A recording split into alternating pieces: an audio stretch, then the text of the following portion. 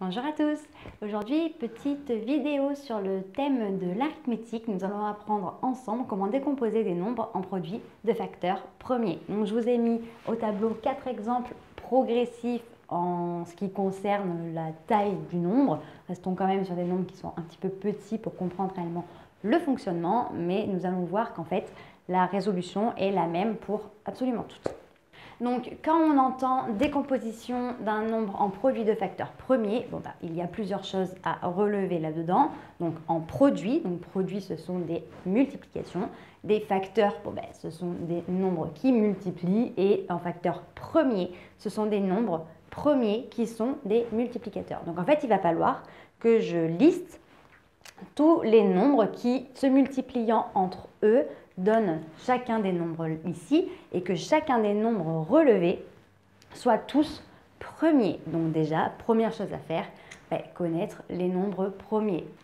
Pour rappel, un nombre premier est un nombre qui est divisible uniquement par lui-même ou par 1.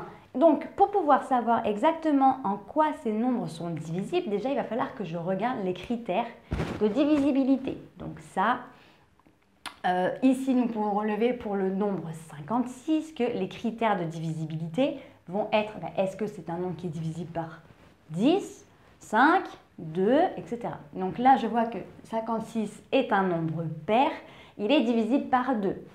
Je peux aussi, en fait, il y a plusieurs façons de décomposer ces nombres-là. Je sais que ce nombre est pair, donc il est au moins divisible par 2, mais je sais que 56, il fait partie d'une table. C'est la table de 8, 8 fois 7, ou de la table de 7, 7 fois 8. Donc, si je veux, je peux du coup diviser, même relever en fait les multiples. Donc, je sais que 56, c'est 7 fois 8, donc je le note. Est-ce que du coup, 7 et 8 sont tous les deux des nombres premiers? Bon, il se trouve que 7 n'est divisible que par lui-même ou par 1, donc 7, je n'y touche pas. En revanche, est-ce que 8 est décomposable ou pas? Mais il se trouve que 8, bien sûr qu'il est décomposable, il fait partie de la table de 2, c'est 4 fois 2. Donc je peux encore le décomposer. Donc je peux dire que c'est égal à 7 fois 2 fois 4. Donc là, 7, nombre premier, 2, nombre premier, 4, et bien 4, c'est 2 fois 2. Donc je peux encore le décomposer. Donc 7 fois 2, donc pour les deux ici, et 4 qui fait tout simplement 2 fois 2. Et à la fin, 7 est un nombre premier, 2 aussi, 2 toujours. Donc du coup, je peux dire que j'ai décomposé. Un moyen d'écrire ça un petit peu plus proprement, parce que c'est vrai que des fois, il peut y avoir une quantité de multiples qui est assez grosse, donc du coup, on va le mettre sous la forme de puissance. Donc là, et en plus de ça, si possible, dans l'ordre des nombres croissants. Toujours plus digeste et plus joli quand c'est rangé. Donc là, on a 2 fois 2 fois 2, donc concrètement 2 puissance 3 fois 7 qui est ici. Donc ça, c'est la décomposition en produit de facteurs premiers du nombre 56.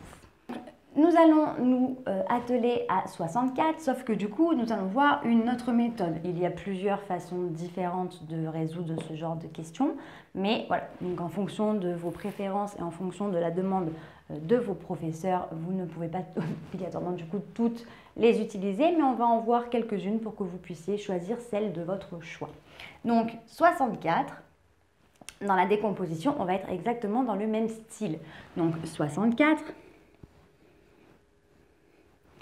nous allons mettre une barre comme ça et on va relever. Donc 64, il est multiple de 2. Eh bien, c'est 2 fois combien? C'est 2 fois 32.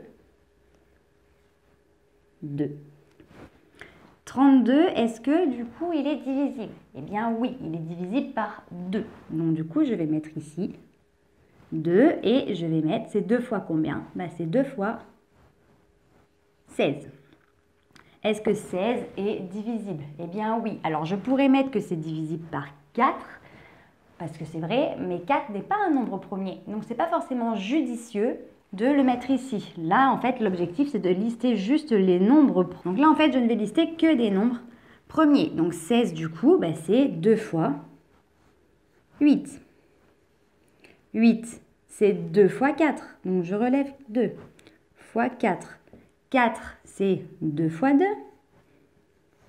Et 2, c'est 2 fois 1. Donc là, une fois que j'ai 1 à la fin, je sais que j'ai terminé. 1 n'est plus divisible. Donc, si je vérifie 2 fois 2, 4 fois 2, 8 fois 2, 16 fois 2, 32 fois 2, 64. J'ai terminé. Donc, on peut dire que 64 est égal à 2 puissance 1, 2, 3, 4, 5 et 6. 2 puissance 6. Et une fois que je suis ici, eh bien, tout simplement, j'ai terminé. J'ai clôturé, j'ai conclu. Donc, 90, cette fois-ci, on va faire celle-ci. On va faire en intermittence. Donc, 90, si je le note ici, hop, 90, et que je mets une grande barre. 90, du coup, c'est un nombre qui est pair. Je pourrais voir, en fait, il a un certain nombre de diviseurs. Je peux voir que 90, du coup, c'est 9 fois 10. 9 et 10 ne sont ni l'un ni l'autre premier, donc ce n'est pas forcément judicieux de relever cela. Et c'est égal également à 3 fois 30, etc. Donc vraiment pas judicieux. En revanche, c'est un nombre pair et 2 du coup est un nombre premier, donc je vais pouvoir décomposer. Donc 2 et 2 fois 45. 2 fois 45. Une fois que je suis ici, je vois que 45, il va falloir que je le décompose également. Donc 45, ça va être égal à du coup 9 fois 5. 9 fois 5 et en fait 5 c'est un nombre premier alors que 9 non. Donc je peux dire du coup que je décompose par 5. Donc c'est 5 fois 9. Et 9 c'est 3 fois 3. Donc si je divise 9 par 3 ça me fait 3, que je divise encore par 3 et ça me fait 1. J'arrive à 1, j'ai terminé. Je peux conclure que 90 est égal à 2 fois 3 fois 3, donc 3 au carré, fois 5. Et là, du coup, je peux vérifier, 2 fois 5, ça fait 10. 3 fois 3, ça fait 9. 10 fois 9, ça fait bien 90. J'ai bien décomposé en produit de facteurs premiers. En ce qui concerne 104, je vais faire de la même façon qu'ici. Donc, je peux le faire en relevant absolument plusieurs types de multiples. 104, c'est un nombre qui est pair. Donc, je peux dire que 104, c'est égal à 2 fois. Alors, là, j'ai 104. Donc, en fait, je cherche la moitié de 104. La moitié de 100, c'est 50. La moitié de 4, c'est 2. Donc, du coup, la moitié de 104, c'est 52. Donc, je vais pouvoir marquer 2 fois 52. Bon, je vois que je n'ai pas terminé. 52 est encore divisible. Donc 52, c'est un nombre qui est pair, donc 2 fois. Donc la moitié de 50, c'est 25. La moitié de 2, c'est 1. 25 plus 1, 26. C'est la moitié de 52. Et là, du coup, j'ai 2 fois 2 fois 26, c'est encore un nombre pair, c'est 2 fois 13.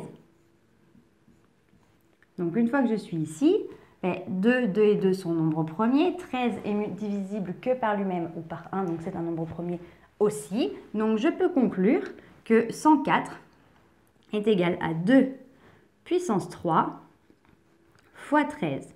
Et si je veux vérifier, il me suffit d'aller dans le sens contraire, c'est-à-dire 13 fois 2, 26, 26 fois 2, 52 et 52 fois 2 qui me font bien 104. J'ai réussi à clôturer à la fin. Donc là, hop.